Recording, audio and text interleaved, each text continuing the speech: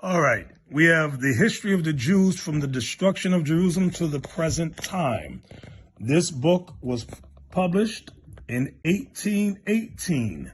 What I'm going to show you, because I know a lot of you got questions about the so-called white man that calls himself Jewish.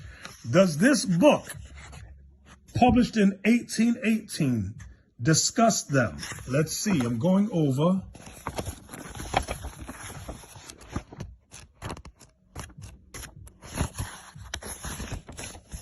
to page 167, chapter 11. Let's go down to the highlighted area. The 8th century is, I'm here. The 8th century is celebrated by Jewish writers for the conversion of Khazar. Some books call these people Khazars, okay? But it's talking about the conversion of the white man to being Jewish. The conversion of Khazar, a pagan prince, to their belief.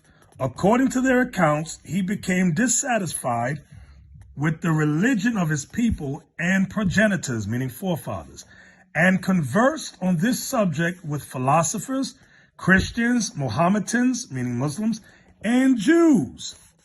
These Jews are black Jews. At length, a learned rabbi convinced him that Judaism was the only true religion, to which all others were but as the shadow to the substance, or the picture to the living original. Khazar, therefore, abjured his former tenets, and after he was initiated in the belief and ceremonies of the Jews, employed himself in converting his subjects.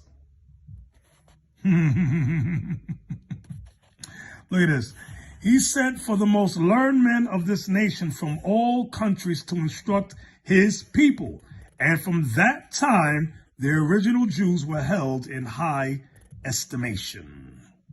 So this book is giving you the history of the white man converting to becoming a Jew. Now continue watching, pay close attention.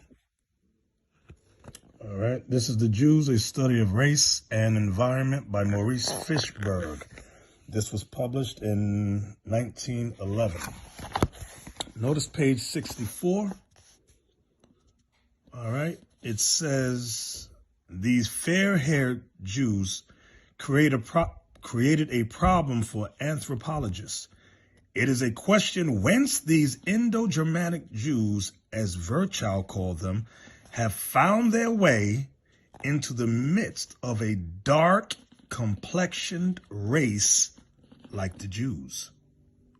Wow. So the scholars know the original Jews were dark complexion, meaning black.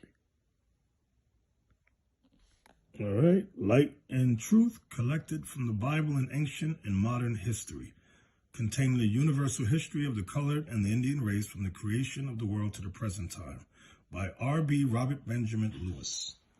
I'm going to page 354 in this book. Y'all know I really like this book here. And we're going to read about Jeremiah. I'm starting right here. Jeremiah the prophet was the son of Hilkiah. The words of Jeremiah to his friends. Thus saith the prophet, chapter 8, verse 21. I am black. Here he describes himself to be black. Lamentations chapter 5, verse 10. Our skin was black like an oven, meaning burned in a furnace. Here he describes his people.